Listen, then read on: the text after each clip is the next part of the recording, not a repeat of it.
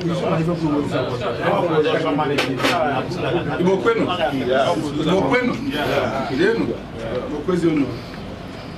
we do the minutes for our last meeting, which was on the 24th of June 2017? The opening prayer was said by Abunga at 6:20 p.m.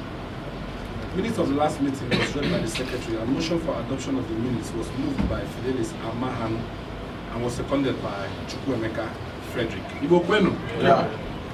President thanked all members for their relentless efforts towards continuous growth of the union. Also thanked all the members for their positive response towards payment of monthly dues, and he talked more on the scenarios and efforts so far made by the escrows towards submissions of their documents to enable us work towards the IOM registration. He also advised members to ensure that they take commitment with the union activities as serious as they can to ensure growth of the union. The Vice President advised members to be careful when going around during this Hari Raya season, especially those that have no valid or up-to-date documentation. He advised them to be extra careful and vigilant at all times. The President also talked about our visitations to courtesy visit, which is being planned and worked towards. Also told the House that our courtesy visits to the security personnel is not to hinder them from discharging their duties, but rather to have a good relationship and rapport with them, and as well when there is need for them to assist us in numerous ways. He also advised members to avoid flamboyant lifestyle, while documentation and validity in Malaysia should be more of a priority to them. Rather than living large without validity, it is better they take part of the money and regularize their stay.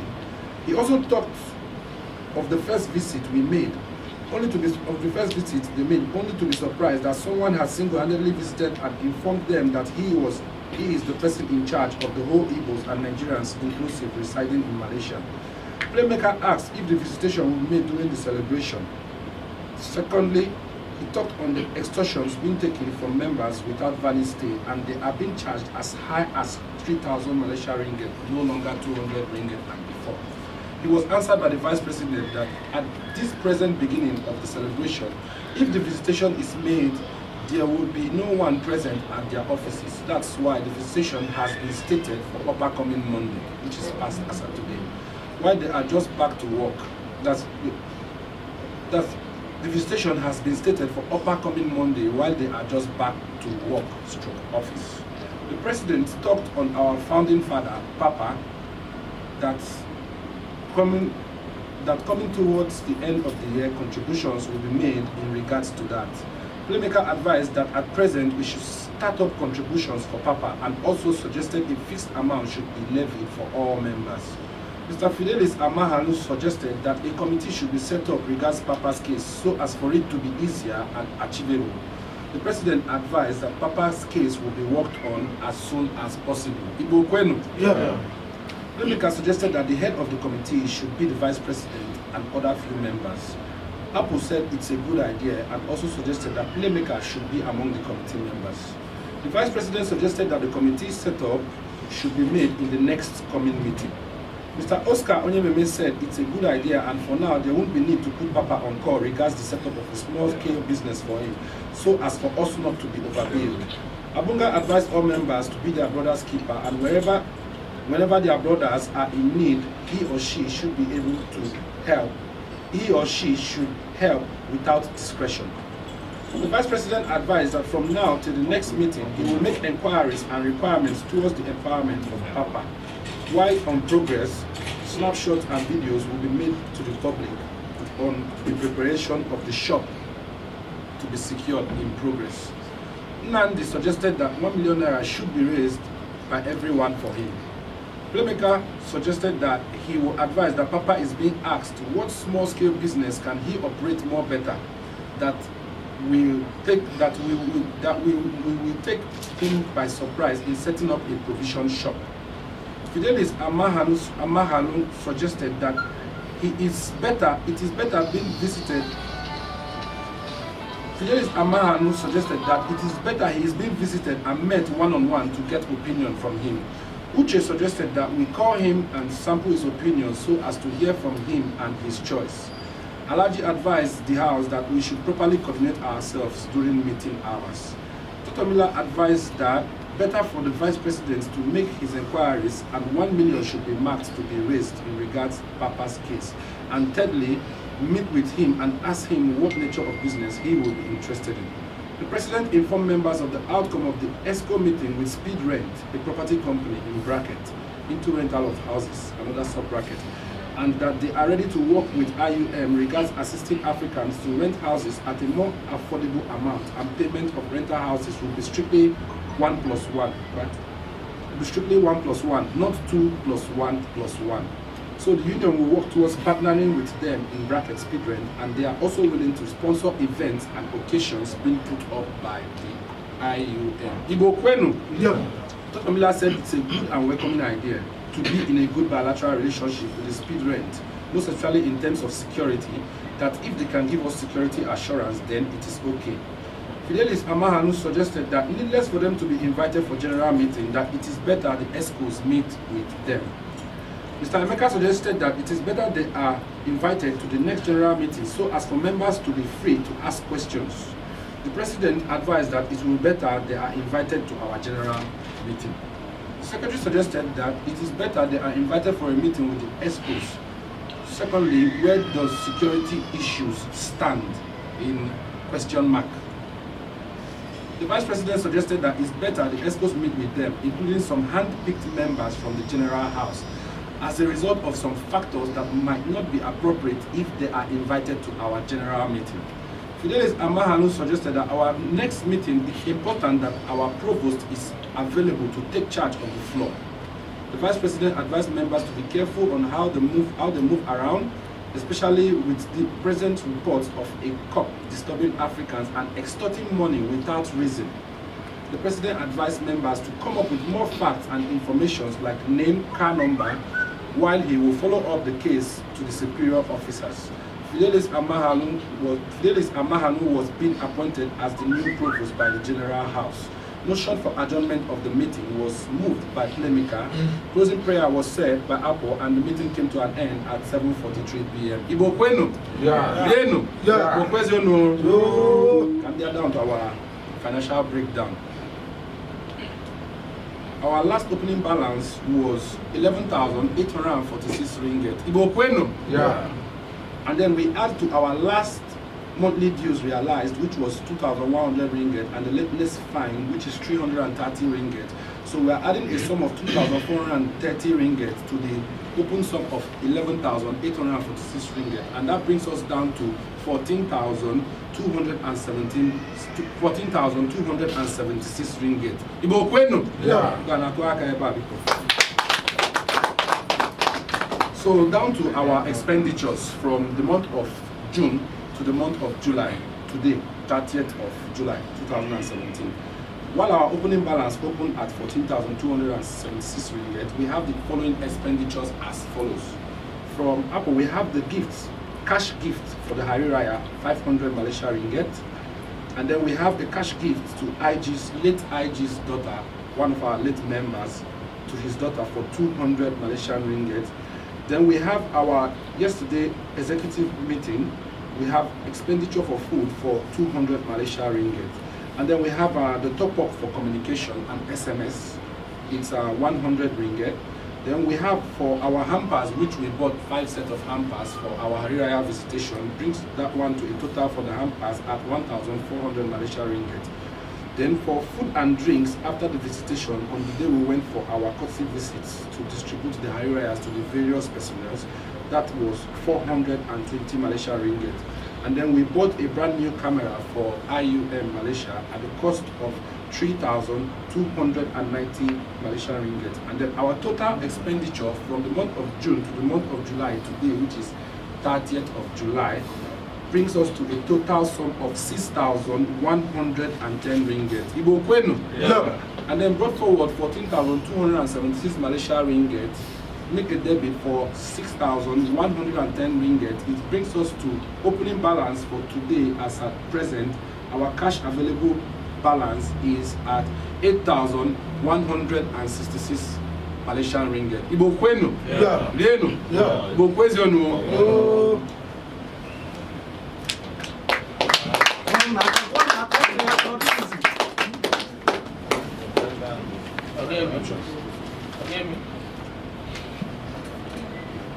Ibokwen. Yeah. Ibokwen. Wow. Ibokwen zone. Yeah. Because now after there are meetings last month. And then people check it my house. I don't know when any people have Ibokonu. Yeah. Ibokonu zone.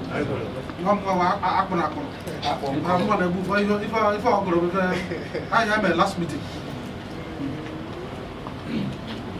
Ni work in them. Because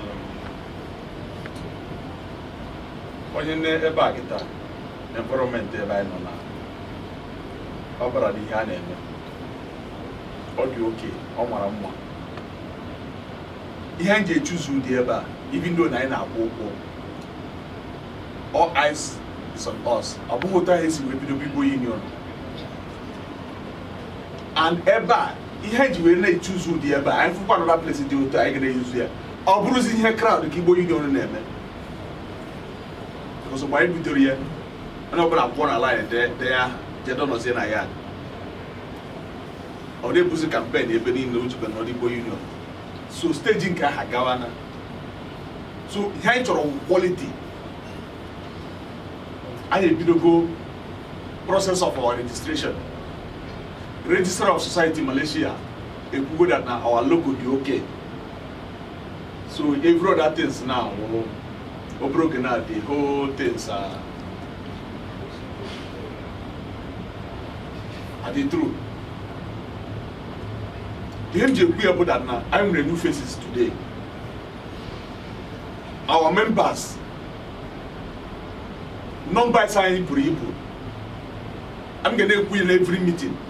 Here the packet are now about I go from card.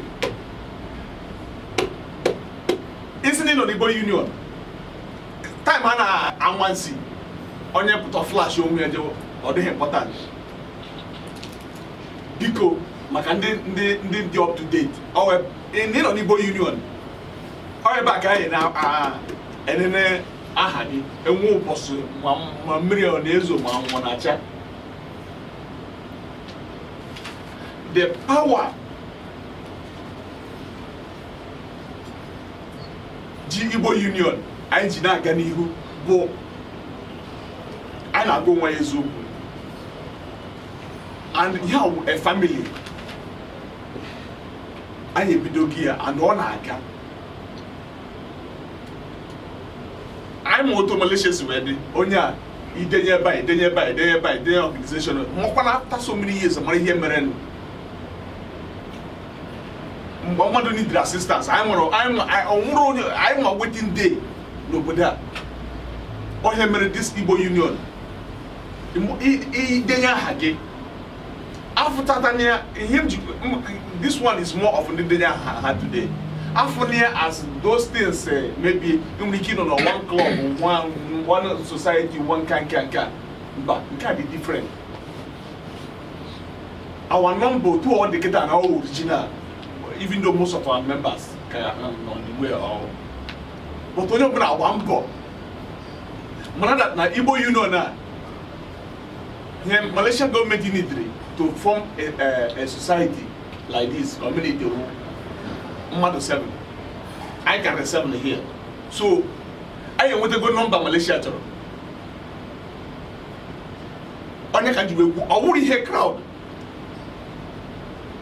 and ihe crowd aha ebidoburu before a lot of people take advantage I were the last money I were n'obodo a well sort of problem ndị na ha solve a problem mmadụ ole na ebe atete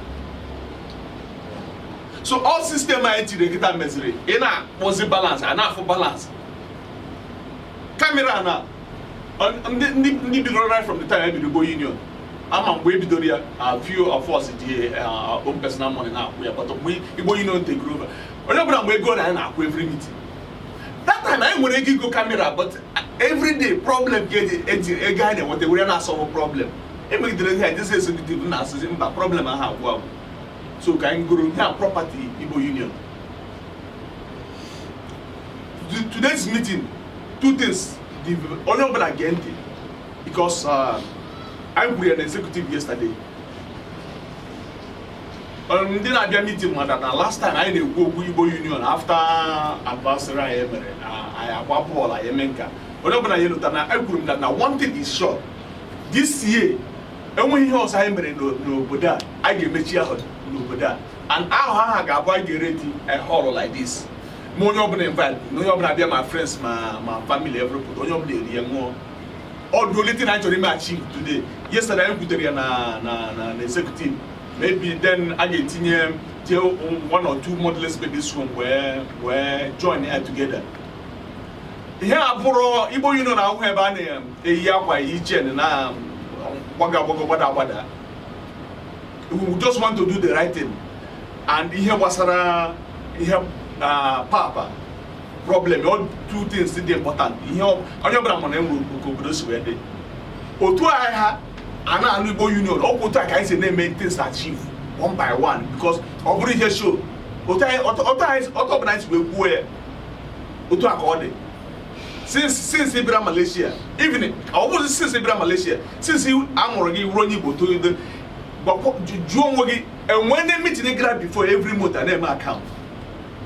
Okay, I didn't go to God. For my guy, or I walk in Igbo Union now. Or you know, Jaga. If only of the protests were there, so because real good guy, Zuya now because I used to do Papa, Ozia, Oru Papa. I na the executive yesterday. So okay, Buzia General because all two things Sky today. Open Papa na here was around.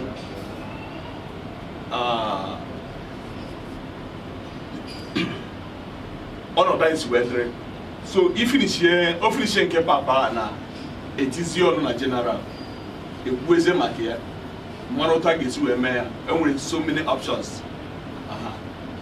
That is it. I can moon.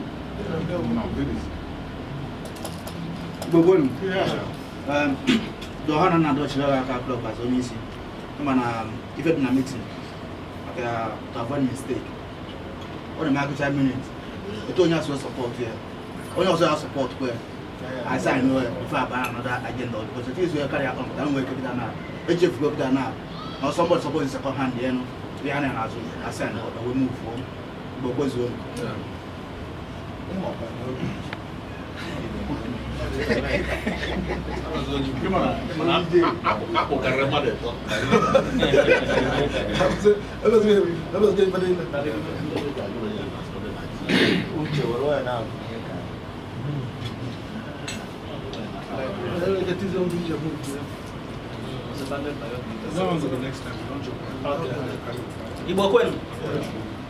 Igbo question. I am going to the president here. Before now, I go to Ozzy Basrapa. Na chi ekwata bandman amam from the na got hamo ndị na no chaye our registration go on and which they may approve the law first, so we are moving ahead by God's grace. Before this year now run out Igbo Union ga we registered organization in Malaysia, so at least we are moving ahead. So yeah, ihe gbasara okwu papa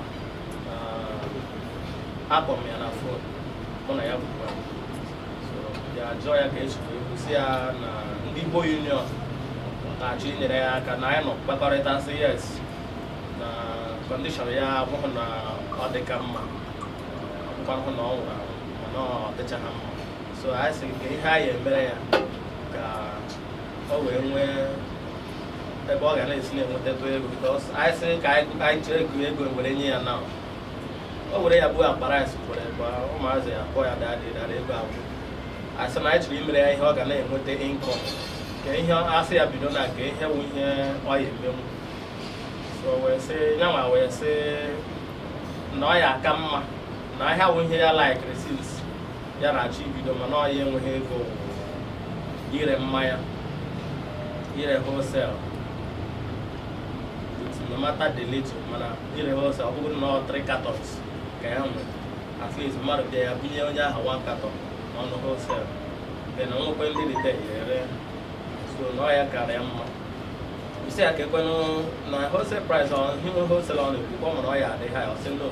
Any no matter the late so I will keep it on we are not the fine. Yeah, get me appreciate. So when we see an man they check we go shop. I will if I check if I have business I will be there today. I probably go shop maybe a year. The upper year I have to go shop. So yeah take you off man.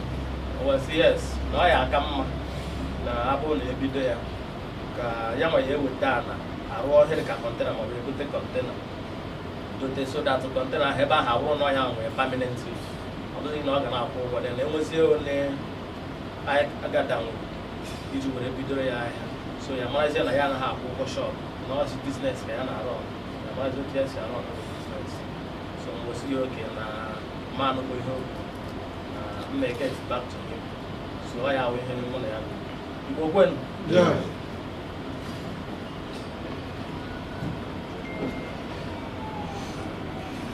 Working the moon.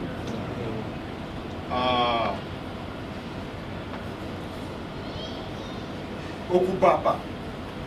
Onye ndị nọ mgbe ebidoro Igbo Union fụ ma mbọ agbara ma everything ma mgbe ọ na-ana ma stand up emere.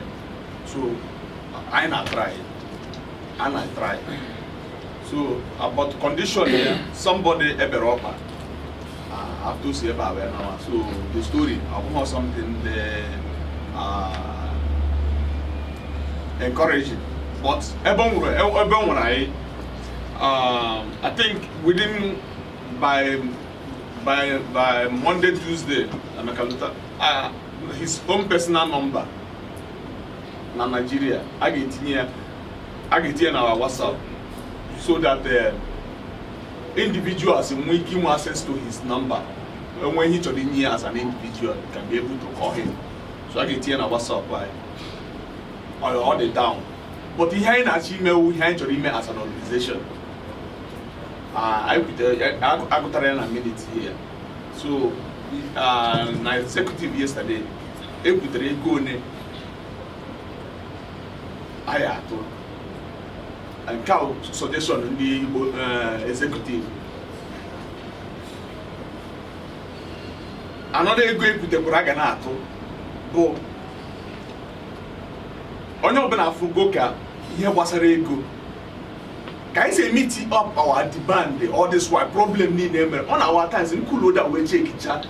The guy raise the problem are solved, or them call or magic, or them call miracle. Because you don't know Igbo Union, I get no idea what has happened over the years.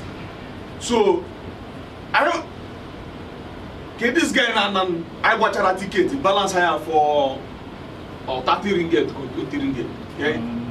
I class. Yes. Union, I go there and I make the day spaces. What the last ticket here for the 30 ringgit. Even if you put here now, who can believe here?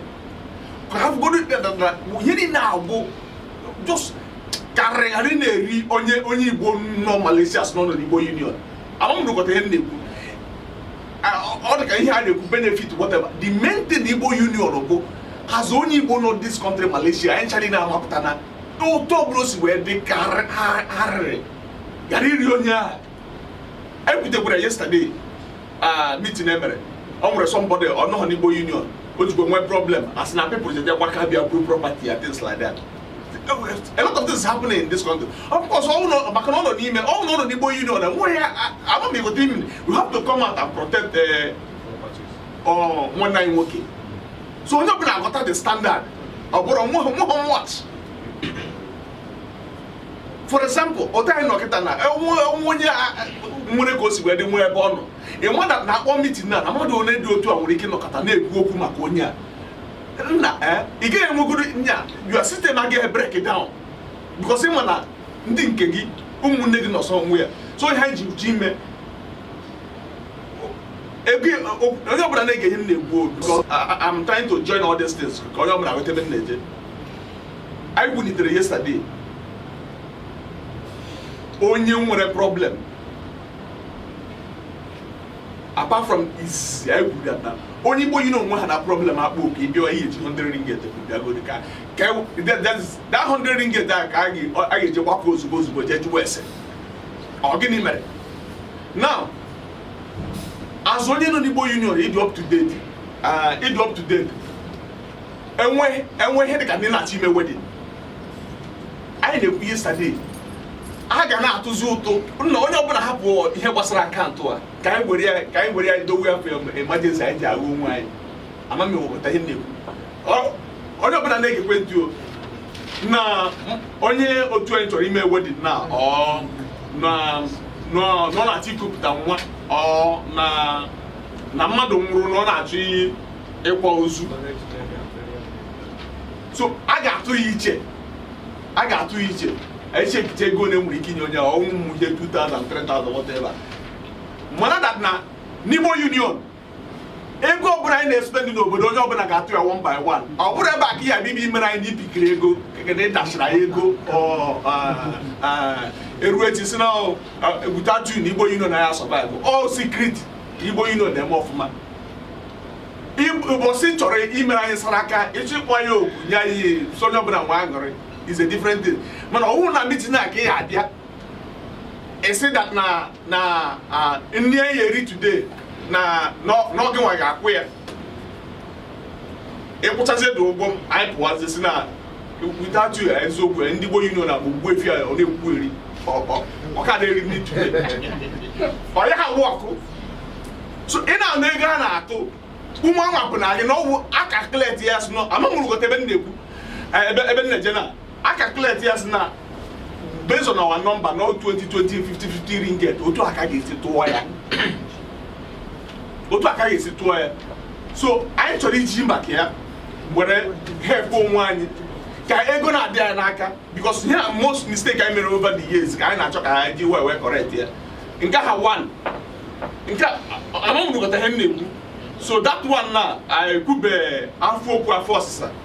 And when everything depends on our active member or the problem about that pattern because namado na kup tanwa egia kwesiri diche right namado na chime here akwam wake up no whatever egia ga diche namado na chime wedding egia ga diche so let's me we tori me wedding eba na okurita ha ni ai kwesi he de ya mare go na ya atoro ya amanu go tebe na aga then nke papa house now e finishing them the first go ihe gbasara ego right the second one na abụ nke papa anyị bụrụ na anyị ga-ereziri at least 1 million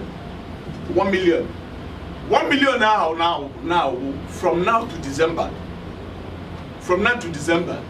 so ego anyị ga-atụ na bụ onye ọbụla ga-atụ ya from now to December amụrụ gotere nna ga that thing is something I chọrọ I na-eji ụka anyị na-ekpere Chukwu enwekwe ndị na-eme charity a na-enyekwe ndị aka na-adịghị aka chanel data energy kịta abụzinye as papa ezigbo mmadụ ahụ ewu tinyezie ya na nka na-ekwu na ka a ghara isi asị na each person ya 400 ka ị ghara isi na uwe mebiene na sisi na-eji mmụọ gị n'oge dị ya before so tinye ya as a sort of charity ị chọrọ ime this year. So what I to say me so that I raise that money. Of course, I got the happy but say no that na I release the papa because I had to email here. I go to here container because I roll the container what I go. Then the remaining balance in our budget is 1 million. So that thing will consume 300 or 400. So the remaining 600 or something. We are going I may go something achieve. Oh, I actually say me here, so that the record are very straight. And then mention only one that now. And you make an Igbo Union. In Ga won't go no gas MS upon not you came area, but here Union. In common name, I say pitch here, only over an affair. I won't have back. I mean, has an eminent Nana Hona Zuzona, but for matter how walking Igbo Union. Because here we go do. Because so all that amount, the executive yesterday I know 400, I know 500. Mana that na what time si Chebue before, what that na I use opportunity to make go increase. I wanted some money. I near